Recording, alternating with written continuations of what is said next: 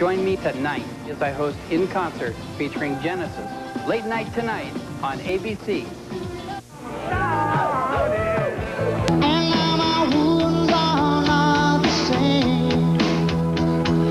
Tonight, In Concert presents Genesis opening night, featuring Tony Banks, Mike Rutherford, and Phil Collins. He sat me down and talked to me. He looked me straight in the eye. He said, "You know, son of mine. Son of mine." Plus the new artist profile, Kenny G. Earlier this year, the English supergroup Genesis played their first concert together in 5 years. This time out, their tour was supporting the release of their We Can't Dance album, which produced the hit singles, No Son of Mine, I Can't Dance, and a great song, Hold On My Heart, and Jesus, He Knows Me.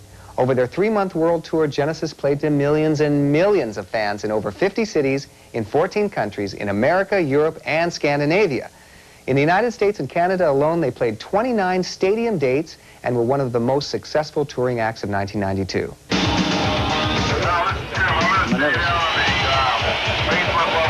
I'm more worried about the introductions and also, will the voice hold out? The following behind-the-scenes documentary gives us an insider's look into Genesis, past and present.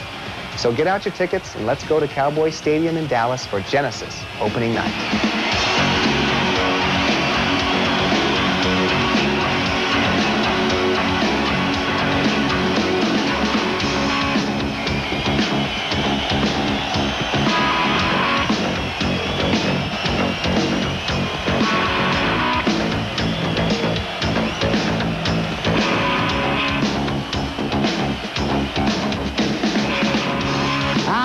I've dreamed 1,000 dreams. I've been haunted by 1,000,000 screams, but I can hear the marching feet and they're moving into the street.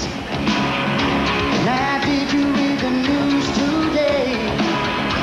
Well, they say the danger's gone away, but I can see the fire's still alight. They're burning into the night where there's too many men, there's too many people making too many problems, but there's not much love to go around. Can't you see the land of you now? Now this is the world we live in. These are the hands we give. You never let us stop to make this a place worth living in.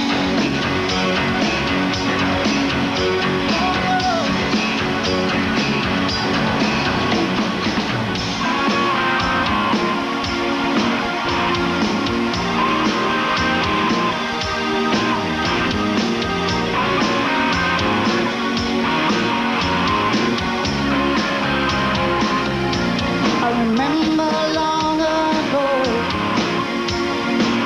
is when the sun was shining,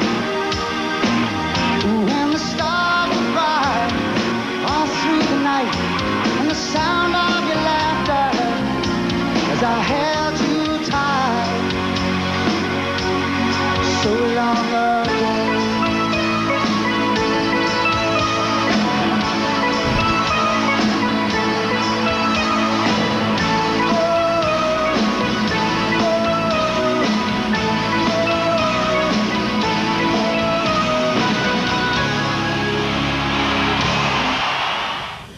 We're Genesis. We'll be back with more of In Concert after this. ABC In Concert, brought to you by Budweiser, the king of beers with that clean, crisp, cold taste. Nothing beats a Bud. And AT&T, the right choice. You've been hearing Concert artist profile, brought to you by Mentos, the fresh maker. And now, the solo careers of 3 very successful English gentlemen.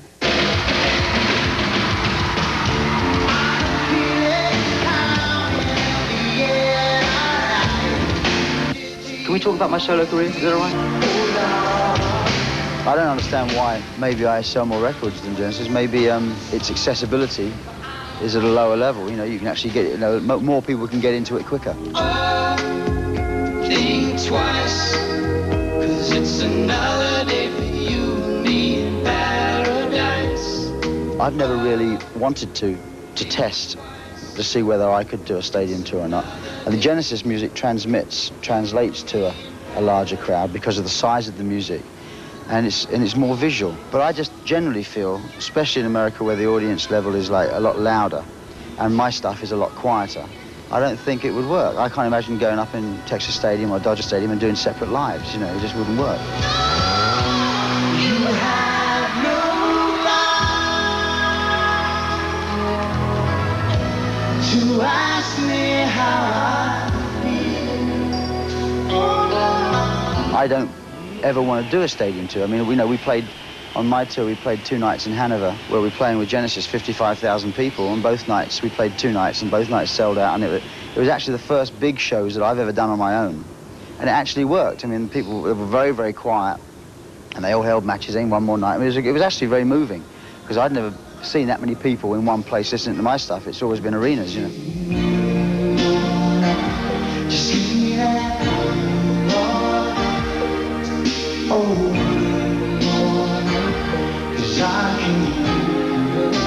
With my band, you get me standing out front or sitting at a piano, and it's the simple side of it that appeals to me more.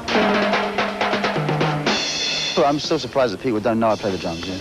They say, "Hey, you're not a bad drummer." This is what I started off by doing. Yeah, so they really think I'm just a singer. Well, I'm sure Phil would like to play more drums, although he plays quite a lot on this tour. And there's the drum duet, which grows daily in length.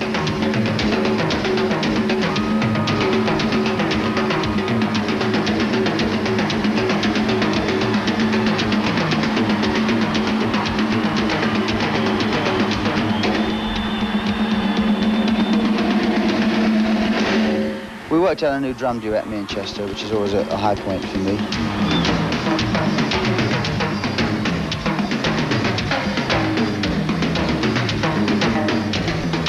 We sit in a hotel room and we play on a chair. We take 3 chairs. He sits on one, I sit on the other, and we play on the middle one. And we record it. This is what we're doing now. We played for 20 minutes and recorded it and picked the best bits out of it. And then we put it together and now we're starting to play it. Did you ever hear my solo album? Sorry, no comment. Here, please take one. Did you ever hear Mike's solo album? Last chance.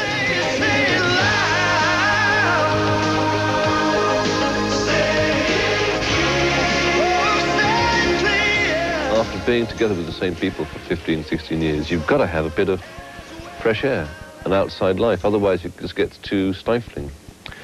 So it's not dissatisfaction, it's because you want to actually broaden your horizons and get some more musical experiences. All I need is a miracle. All I need is you. People do find it very hard to understand what's going on with us, because there's no one else quite like us, I think, I mean, Phil's had the most amazing success. You can't get much more than that. The Mechanics have done well. Genesis is still doing well.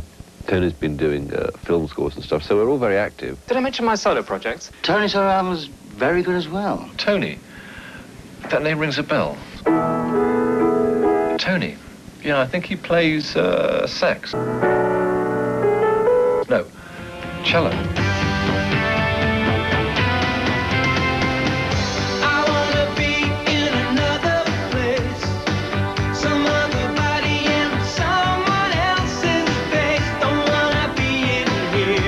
I mean, the reason I'm in this business in the first place is as a writer, and I never had any great urge to be a performer on stage and to kind of get everyone to look at me or anything like that. And as a musician, as a player, I never sort of felt this was something I did that much better than anybody else. It was always as a writer that I felt this is what I felt that I had something special at.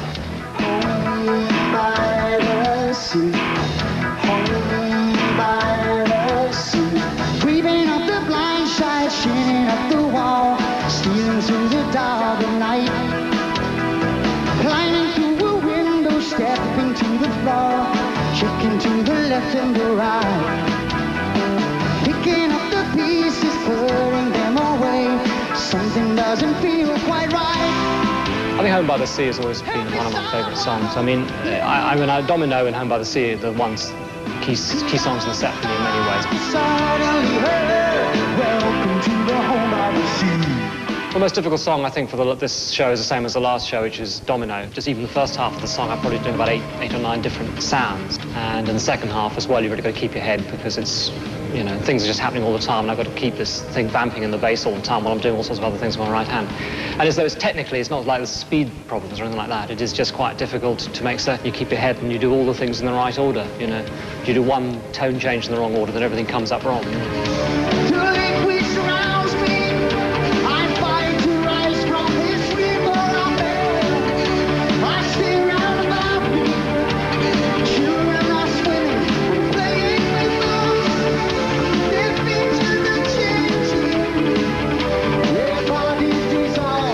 More from Genesis opening night when In Concert returns. In Concert with Genesis. Coming up next, a behind-the-scenes look at Genesis.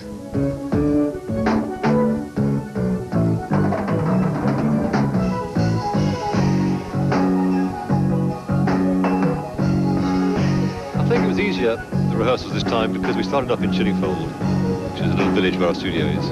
I think Tony and I, Banks and I, had done more work than normal because there'd been, I guess, a longer gap and a lot of songs to learn. And the first day we did the whole set. It took all day, but we finished it. We had a sort of extended set list at that point of songs we were going to try, which we talked about, and we, you know, even before we got to that first thing, there's one or two we decided not to do. And we decided, you know, but then we came into the studio, we still probably had about 4 hours of material that we were actually started rehearsing. By the time you've got the obvious songs that you definitely are going to play because A, you want to play them and B, they're audience favourites, and C, they're new, you've only got a few areas where you can say, okay, we've got 20 minutes here, or half an hour. What can we play? You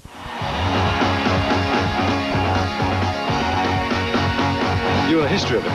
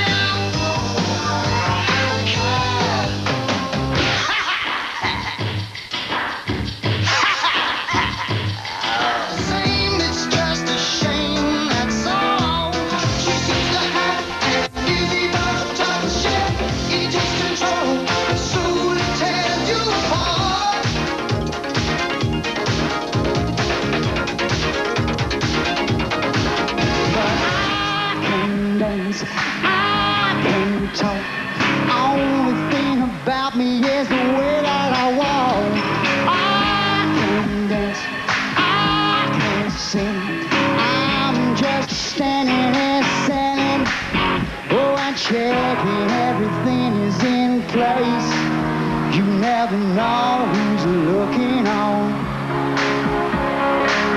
A perfect body with a perfect face.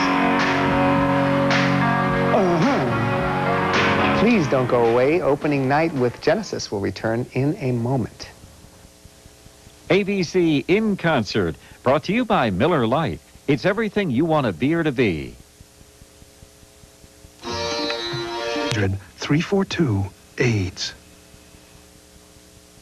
Hi, I'm Mike Rutherford. I'm Phil Collins. And I'm Tony Banks, and it's time for more on In Concert.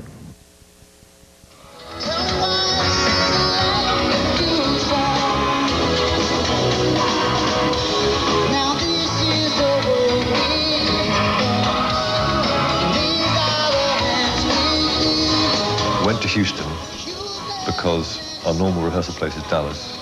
The Merry Lights and Shoko Sound are here, but we needed a building with a 52-foot height, which is hard to find, actually. It's harder than you think. And the Goodyear blimp hangar in Houston had it. So we set up there for 2 weeks and worked on music, but an awful lot on lights and screens and all the footage we had.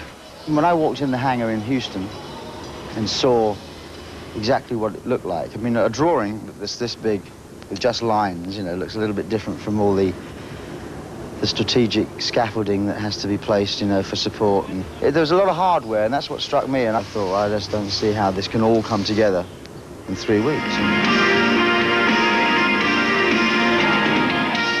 I think from the word go, there's always been an interest in the visuals, because when the music and any kind of visual presentation we have locks in and works well, it's such a strong moment. I mean, I kind of felt that what we'd done with Very Lights, we'd reached a point when we couldn't, all we were going to do was more of the same. In a little way, the last tour, Invisible Touch Tour, I felt was a bit like that.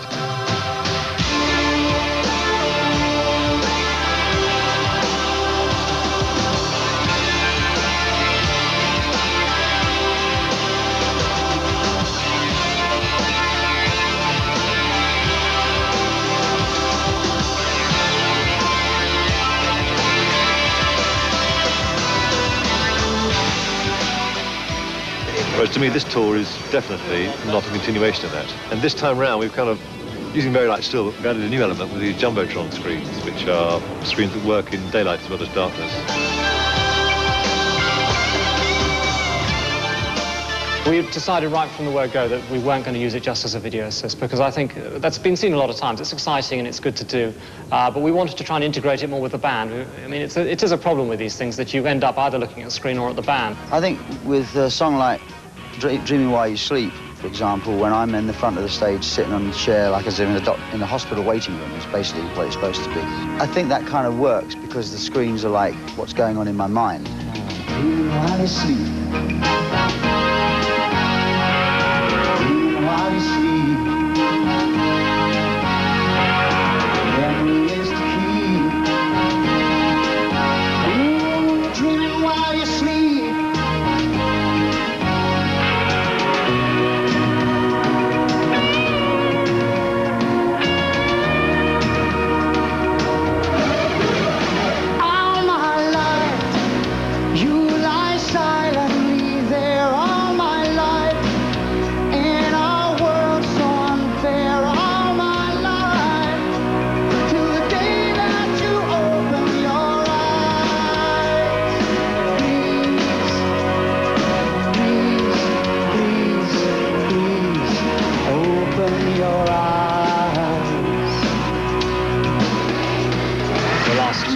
Mike and I in particular have been concentrating very heavily on the visual side of it.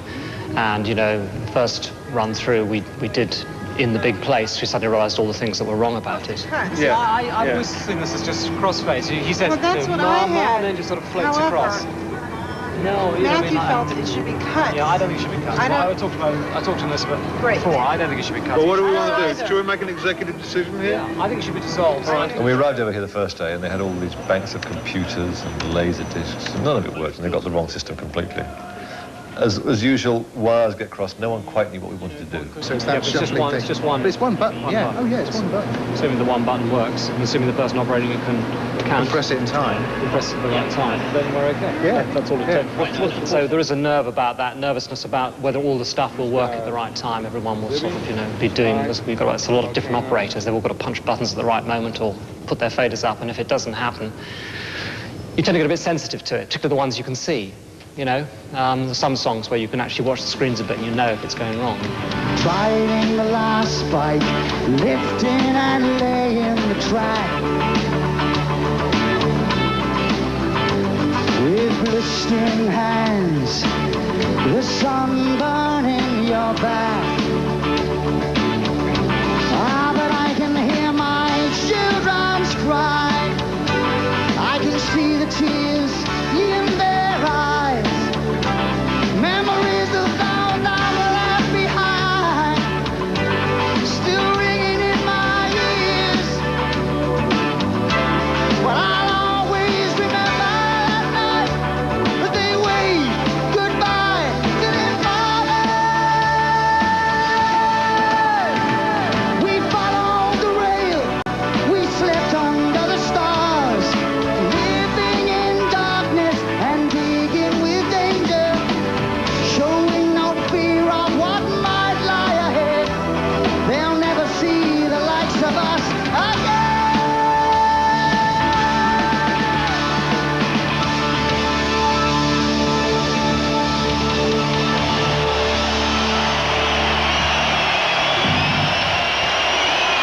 Thank you very much.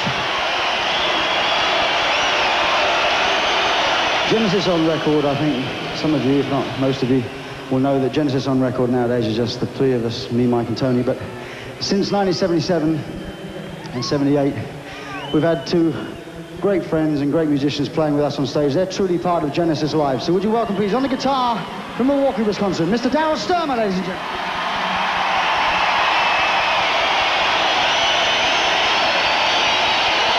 And on the drums, truly the backbone of this band, I think. Would you welcome, please, from Los Angeles, Mr. Chester Thompson. I feel very sorry for Chester. With this band, you don't just... The song isn't written and you don't just play along to it. The drums are kind of integral to the composition of the song, where they come in, the style in which you play. When it comes to taking that on stage with Chester, the poor guy, you know, he's a brilliant drummer. He has to suddenly become me.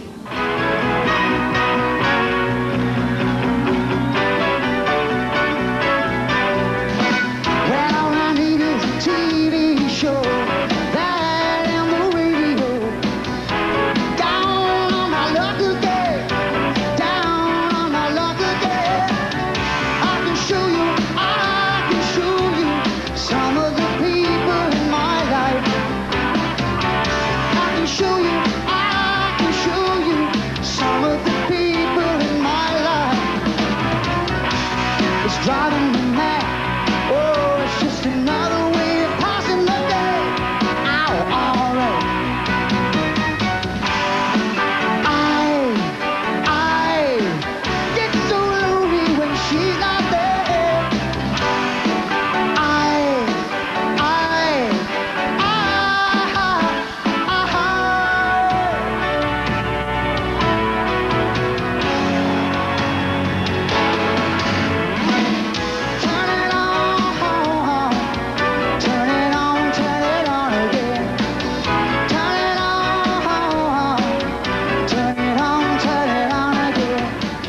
I love playing bass. It's just, I play guitar on mostly the older Genesis stuff. The stuff that Steve Hackett would play guitar.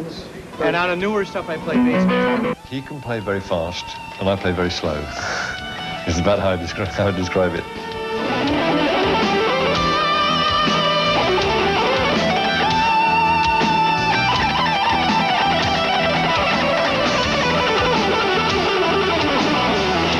I mean, he's technically unbelievably capable, and I'm not. I've got something else, I suppose. Well, I hope I have. Otherwise, I'm in big trouble.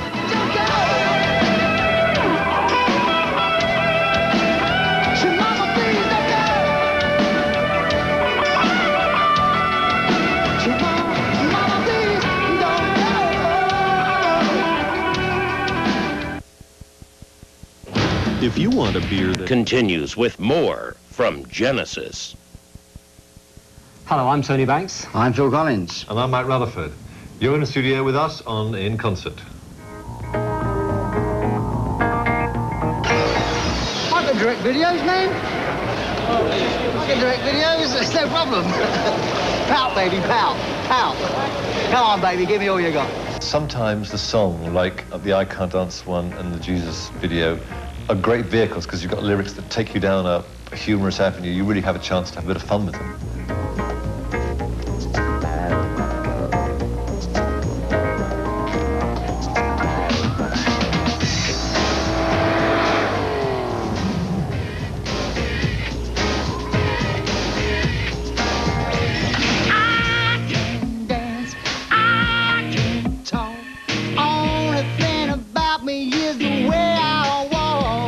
think people like the funny ones best of all, which is the ones I like the best. I don't know, if you can capture the right mood on a more serious one, it works. I thought No Son of Mine, we captured the mood nicely. That was great.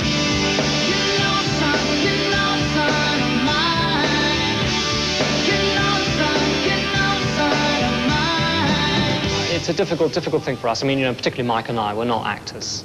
I don't think, anyhow.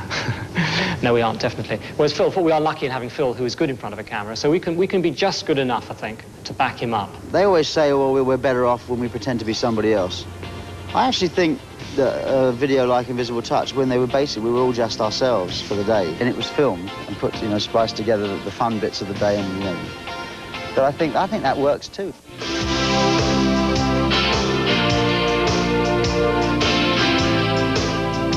The thing that makes it difficult is the just sheer size of it, because it's an open-air show only, and we've got the PA much further apart. The basic structure is so big, and the video screens obviously are the forefronts of sort of the technology here a bit. You know, had to have a computer program sort of which was kind of written specially to operate them. Anything that's completely new, you know, it's like when we first used the Very Lights. There were a lot of problems with them, but it was still very effective, even though they didn't work every night. The last few days has really come together. We moved to Texas Stadium, where we saw that our original lighting cues were a little bit too soft because it's a much bigger place than the hangar in Houston. And it just started to take shape the last couple of days, really. So we're going down now. We're going down for the first rehearsal. Quarter to. 'Cause tonight, oh, yes, I'm gonna make it right. Tonight, oh. You have 6 weeks to prepare for a tour. You'll take 6 weeks. If you've got 3 weeks, you do it in 3 weeks. The first show is always the worst because so many things that are unknowns at that point. You don't even know. You haven't got the sort of quite the confidence in the set at that point. Equipment can let you down, that sort of thing, and you don't quite know what it's going to be like when you actually do the whole show as one. Well, the key to my survival was never in much doubt. The question was how I could keep sane, trying to find a way out. Things weren't ever easy for me. Peace of mind was hard to find, and I needed a place where I could hide, somewhere I could call mine. I didn't think much about it till it started happening all the time. Soon I was living with the fear every day of what might happen that night. I couldn't stand to hear the cry of my mother, and I remember when I swore that would be the last they'd see me, and I never went home again. But they say that time is a healer, and now my wounds are not the same. I rang that bell with my heart in my mouth. I had to hear what it said. He sat me down and talked to me. He looked me straight in the eye. He said, you know, son of mine. You know, son of mine. When you walked out, you left us behind. And you know, son of mine.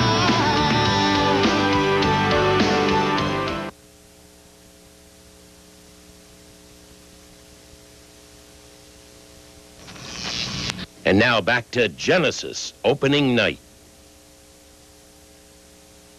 More with Tony Banks, Phil Collins, and Mike Rutherford.